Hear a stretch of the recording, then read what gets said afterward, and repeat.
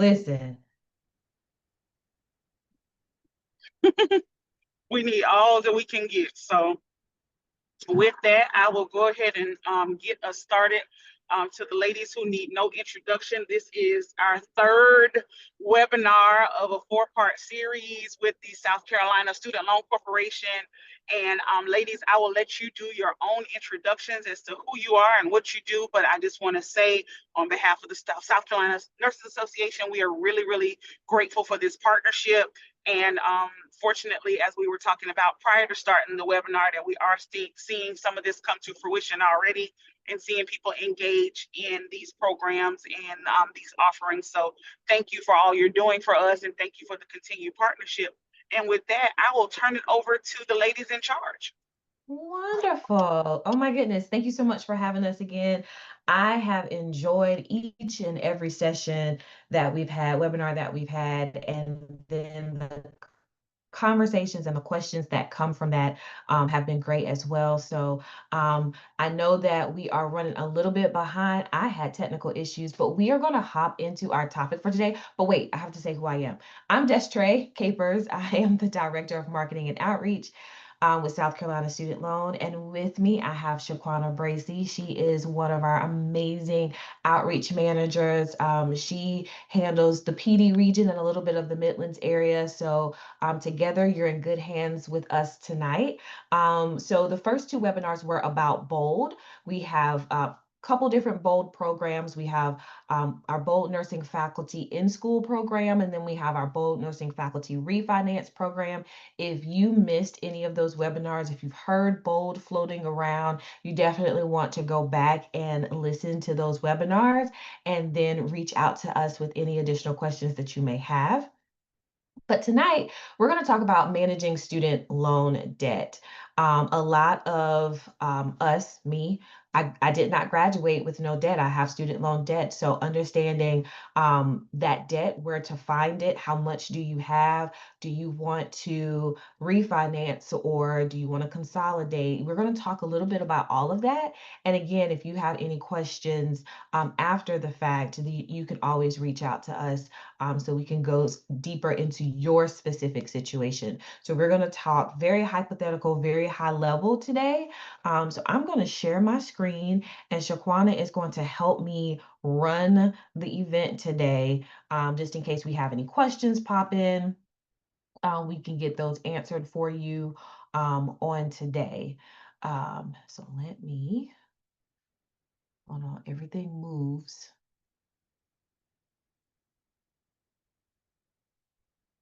Slideshow from the beginning. Okay, Shaquana, y'all can still see my screen, the Yes, full thing. Okay, the full fantastic. thing. Wonderful, wonderful. Okay, so tonight we're going to talk about the different types of student loans that are out there, where to find your student loan information, understanding interest rates, because I do know that some professionals look to go back to school, or you may have a student who's a junior or a senior or current college student, and you're just trying to figure out how to navigate all the different interest rate terminology that's out there. So it's kind of adjacent to what you would consider for your car or your mortgage, but we're going to dive a little bit deeper into that today. The repayment options that may be out there for you, and then consolidation and some tips for you to consider. So there's a lot of information on this slide right here, but we really broke this down into two different types of student loans that are out there. So a lot of people are familiar with the federal loan program. It's also called the direct loan program. It houses loans for the student, and it also can house loans for parents as well. Any of the federal student loan programs will come from the FAFSA, the Free Application for Federal Student Aid. So that just means that in order to have access to any of the programs that we have listed here under the federal loan options, you indeed would need to complete your FAFSA. And if you have a student who's pursuing an undergraduate education, or if you're going back to continue your education and to get a professional degree, or you're going back to get a graduate degree, we always advocate that you start with your FAFSA for a couple different reasons, not just because that there are loans connected to it, but your institution may actually leverage what they call your student aid index, your SAI, to figure out all the different types of aid that the institution may have. So if they don't have that basic line information about of what comes from the FAFSA, you may be leaving some money on the table that isn't a loan, and we don't want to do that. But tonight we're going to talk about the loan portion. So, from a student perspective, they have access to the direct subsidized loan, direct unsubsidized loan, and a Perkins loan. Those would be made in the student's name. There are undergraduate and graduate programs for all three of those as well. Now, the direct subsidized loan is a loan where the government says that there is a need based upon the information collected from the FAFSA. So they're going to pay the interest on the amount borrowed on the subsidized loan while you're enrolled in school.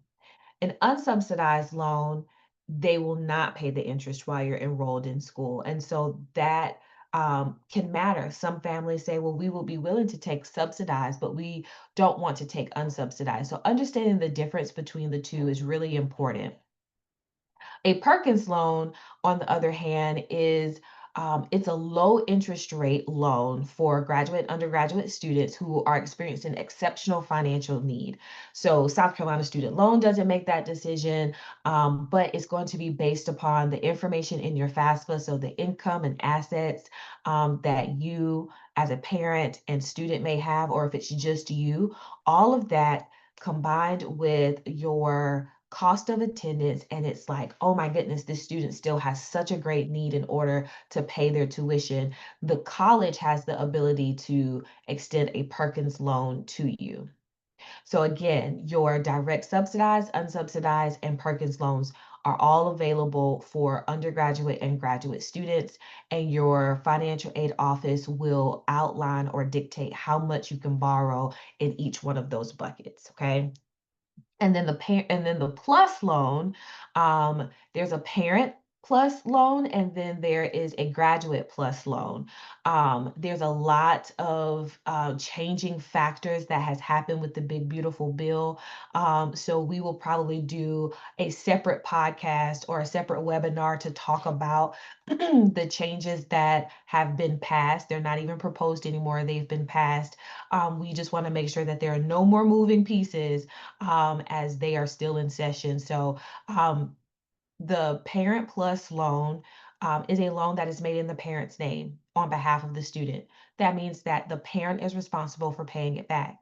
The Parent Plus loan can only be utilized for undergraduate programs. It cannot be utilized for a graduate program. However, there are Grad Plus loans, and this could potentially be the last year for that, depending on where they settle, that can help with graduate educational expenses as well. So with all of these loans, there are origination fees, which means that the government is going to take a small portion of the amount that you borrow off the top before they send it to the school. So for example, the subsidized and unsubsidized, it has an origination fee of a 1.075%. So that portion will be taken off and be sent back to the government, and then everything else will be sent to your school. So it's important for you to know that there's an origination fee, because if you need $5,000 to go to your school, but they're going to take off 1%, then that means you need to borrow that 1% on top of that 5,000 to make sure that all 5,000 actually makes it to your school. And then the Parent Plus loan and the Graduate Plus loan has a higher origination fee, and that is a 4.228. So you want to spend some time on the studentaid.gov website, really exploring these different options as you, as the parent or student, would be exploring their financial options for paying for college when it comes to student loans. Now, you completed the FAFSA, you got your federal loans, and then sometimes there's still a gap between all of the aid that you or your student has received and then what's left for you to pay out of pocket. And that's when you would start looking at private loans. So a private loan is typically provided by a private organization, bank, credit union, or other financial institution other than the government. They can set their own terms and conditions, and it's typically going to be based upon credit worthiness. So, um, we always say when we're doing our presentations for our high school students and talking to students at orientations, it's you want to start with your FAFSA. We don't want to leave any money on the table, whether it's institutional money, whether it's money from the state or the federal government that is not a loan. We don't want to leave any money on the table, but we also recognize that there's a gap between what you receive and what you need, and that's when you would start looking at your private loans. So there are some differences. We've talked about them. The interest rates can be different. Again, the private lenders can set their own terms and conditions, and that includes their interest rates, but they also can flex their interest rates more frequently than the federal government. The federal government typically evaluates their interest rates once a year for this program. So last year, for the entire academic year, the federal government had for the Parent Plus loan, it was a 9.05%, no matter what your credit score was. This year, it's decreased a little bit to an 8 point something. So it's decreased, but again, no matter how great your credit score is, everybody gets the same interest rate, everybody gets an origination fee. Whereas your private student loan options can give you a little bit more competitive options with your rates and your terms and some of the conditions connected to it. Some private lenders do not have origination fees. South Carolina Student Loan eliminated their origination fees probably almost 15 years ago. So if you say you need to borrow $5,000, $5,000 is what is going to be sent to your college or university on your behalf. We specifically are an educational lender. We are not a bank. We're not a credit union. So we always send funding to the school and not to the consumer or the borrower. Now, does that mean that you can't receive a reimbursement or a refund check to help with other expenses? That is not what that means. You can still get a refund check to help with other educational expenses, but you also still want to make sure you are borrowing responsibly. And then repayment options. And I believe I have a slide in just a moment to talk about repayment options that are floating around out there. So where can you find your loan information? You would be surprised, or maybe not. There are a lot of students who may not realize they are graduating truly with student loan debt. So there's a couple places that you can check. Federally, you want to check on the NSLDS website. And so it's here on the screen for you. They also, studentaid.gov, may also have provided you a servicer. So this servicer is the person who you're actually going to make your payments to. This is the person that, or the entity that if you have any hardships, you're going to reach out to them, and they have a contract with the federal government to help service those loans. So you wouldn't necessarily contact studentaid.gov or the Department of Education with those questions. You would actually contact MOHELA, for example, is a federal servicer or had been at one point. For private loans, you want to connect with your private student loan organization. So they may service their loan in-house, or they may actually have a partner that services the loan for them. So for example, at South Carolina Student Loan, our servicer is FirstMark. We still absolutely answer every single last call, question, email that a borrower reaches out to us with. Sometimes we have to help advocate and facilitate some of the questions that they have as well. So you don't just get rid of us specifically, but we do have a separate entity or organization that handles all of the forbearances or deferments or um, payments, making sure your address is updated. All of that would go through a FirstMark or a servicer. You can also check your credit report or, as I mentioned, contact your lender. Hmm. Those are great places to start if you're trying to figure out if I have federal loans or if I have private loans, okay? Also, something to keep in mind as you are or had been, will be looking for funding each year that you are pursuing your education, you can have different terms and different interest rates for each academic year. So if you were to log into your servicer account, you may see a loan for 24-25 that had the interest rate of 9.05. But then this upcoming year, you'll see 25-26, and it'll have a different interest rate. Same thing with your private student loan lenders. Even though we may evaluate our interest rates more frequently, each time you take out a loan, you could indeed have a different interest rate. And again, that also could be connected to the type of repayment plan that you select as well, which is what we're about to talk about next. Do we have any questions yet? Are we still doing good, Shaquana? No questions yet. Okay, I thought TK, do you have one? No, I was saying so far so good. I do have questions, but I want you to keep going because then I'll ask towards the end. Okay, no worries. All right, so interest rates. We talked a little bit about the interest rates, but we're going to dig a little bit deeper. So with the federal student loan loans, the student loans that you can get from the federal government, they have fixed interest rates. So I mentioned they set them annually. Typically by the end of June, we know what the interest rates will be for the next academic school year, okay? Typically, these are not going to be credit-based. If you think about it as an 17, 18-year-old student who is going to college for the first time, you do not have typically credit established at that point. Some students do, but most don't. So for the loans that are made in the student's name, they do not look at they don't look at your credit, okay? However, the Parent Plus loan is loosely based on credit, and I have worked with families and students who applied for the Parent Plus loan and they weren't approved. And so if they're not approved, then there's a way for them to bump up what your student would have access to in their name. And they bump it up for about $4,000. In addition to what they would initially get as a dependent student.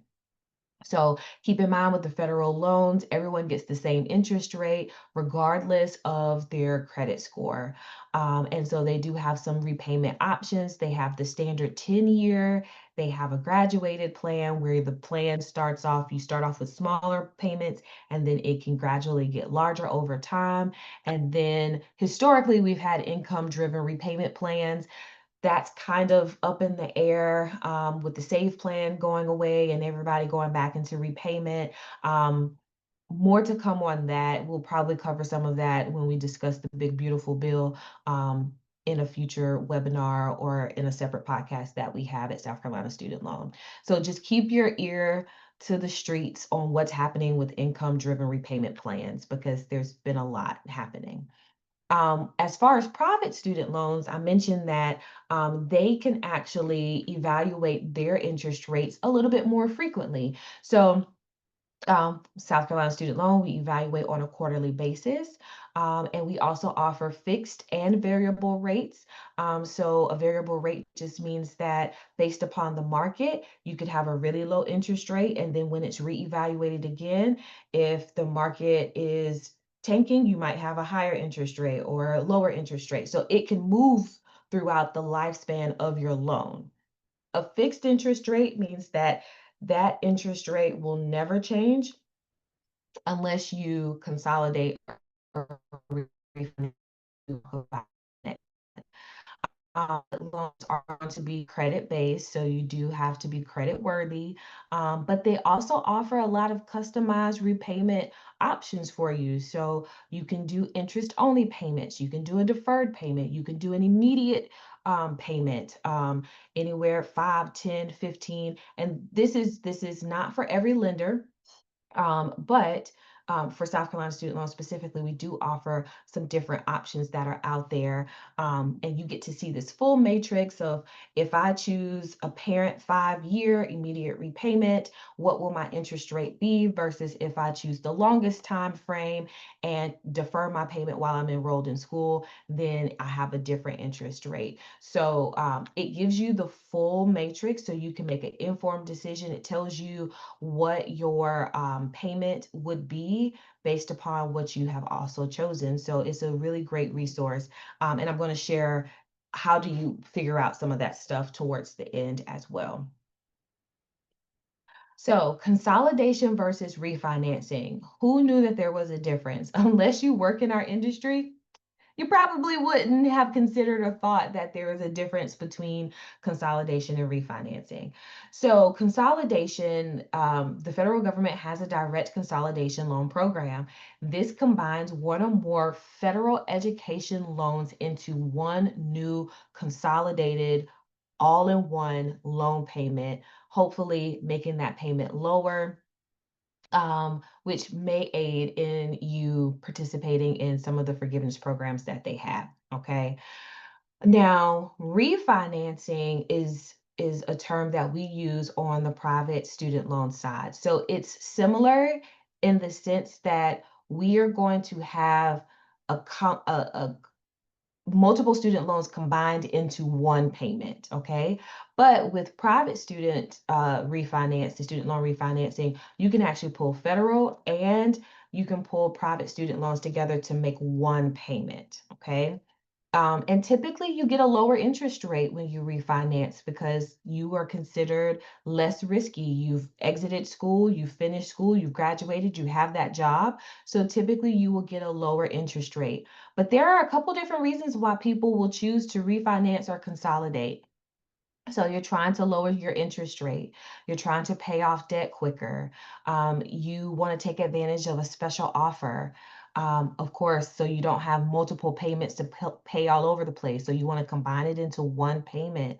You may want a lower payment. So just because you have a lower payment, because you may have chosen like a 15-year instead of a 5-year, repayment time frame, that will lower your payment, but also keep in mind you're going to be paying that interest over a longer period of time as well. So if things get rough, at some point you may want to refinance to lower that monthly payment. But then keep in mind you can always make extra payments and pay that off faster, so that you don't have to pay that extra interest for the full time frame. And then if you received a variable interest rate instead of a fixed interest rate when you initially took out your student loan, this is a great way to get a fixed interest rate. Specifically with South Carolina Student Loan, we do not offer variable rates for our refinancing program. So it would be a fixed interest rate for the life of that loan. So in summation of consolidation versus refinancing, consolidation is typically a term that the federal government uses for their federal educational student loans. Combine everything into one payment. Refinancing typically is going to be considered with a private lender, and you can consolidate federal and private student loans into one payment, and you can play around with your options of the matrix that pops up. And I'm specifically, again, talking about South Carolina Student Loan because I know what our little matrix looks like. So there are some definite benefits, but you want to be informed and you're not stuck once you choose an option. If life gets better and again, you want to pay more towards it, that payment was too big, you can always throw more towards your payment as well. So we are going to share these resources and some tips here. So we've talked about the NSLDS website for you to figure out if you have any federal student loans. I pulled a lot of information about the federal student loan programs from the studentaid.gov website. So you definitely want to check that out so you have more robust information to read over as you are exploring your different options for student loans. We have a refinance calculator on our website. That is the image that's directly in the middle. So if you want to potentially see how refinancing can benefit you specifically, this is a great tool for you to leverage. And then we also have a Find My Rate tool. Let's just say that you want to explore whether or not this is going to be a good option for you to refinance. You can use the Find My Rate tool, see if you will be approved, see some rate ranges of what's available out there. In order to see that full matrix that I was discussing before, you would have to follow through and do the application, and then you will actually be able to select your preferred repayment options once you complete the application. So those are some helpful websites for you to look over, spend some time on if you are about to go to college, studentaid.gov is where you want to live so you understand the different programs. If you are transitioning out of college, then you want to spend some time on the NSLDS website. If you are out of college and have been out of college for a while and you're like, hey, I've got to do something with my payment, or being with a certain organization is a little bit more frustrating. I want to just pay my student loan off and going in and out of repayment is frustrating, then you can leverage some of the tools on our website. So some tips: when you're refinancing, you want to think about your budget. You want to think about how much you can afford. And if you think about when you're graduating from college, you haven't reached the peak of your potential of what you can afford and how much you will actually earn over time. So coming straight out of college, you may actually need to look at refinancing so that you can decrease that out of pocket monthly expense. And then as you grow in your career, now you're like, okay, I can actually afford more. So I want to be a little bit more aggressive. So consider your budget. Also, automatic payments typically will have some type of incentive. So whether that's with the federal government or with a private student lender, it may take off a certain percentage of your interest rate. We want to save money, right? And then just understand your loan terms. Understand what it means when it says deferred. Understand what an interest only payment is. Your time frame. Is it a 10-year with the federal government? That's their standard, or do you want to remove yourself from that option and choose something else? So just take the time to ask questions and explore what the terms are so you can make an informed decision. And I truly hope that this conversation tonight sparked some of the questions that you may have when it comes to funding your education, or refinancing or consolidating current debt that you currently have. So, with that being said, we have come to the end of the discussion on managing your student loan debt. I will say this: speaking to students and speaking to people and working at a student loan lender and organization, we have people who are like, oh, no, we don't want loans. I will say that I had an advisor and a mentor who said that if you're willing to go to get a mortgage for a house, if you're willing to go get a car payment, a loan for your car, then how much more valuable are you to you? So a student loan is truly an investment in your future. It's an investment in who you see yourself growing and becoming. So you want to make sure you borrow responsibly so that when you get to your final destination, you can still have the freedom to live a full life that you desire to have. So we are here to assist you and answer any questions that you may have, whether you decide to take out a student loan with South Carolina Student Loan or not. We are a local nonprofit. We are here for the larger community of South Carolina and value being able to be a resource for our community. So I think I saw some questions come in, so I will keep this on the screen and potentially answer some questions. There weren't any questions. Andrea Okay. just said that she was sorry, that she thought the discussion started at 6:30 instead of 6. Oh, well, good Yeah. thing we recorded it, so you Mhm. definitely will have access to it. If you have any questions, you can email me, or I can get you in contact with Shaquana that can also work with you. And then we have loan advisors that are available via the number and chat, and I put email, but that's a link. Um, but we have resources on our website. We have people available to assist you. So if you missed it, don't worry, we recorded it, and then we're still here to assist you throughout the journey. But if you had a question that may have been missed, don't worry, you can always ask it now, and I'll be more than glad to answer it.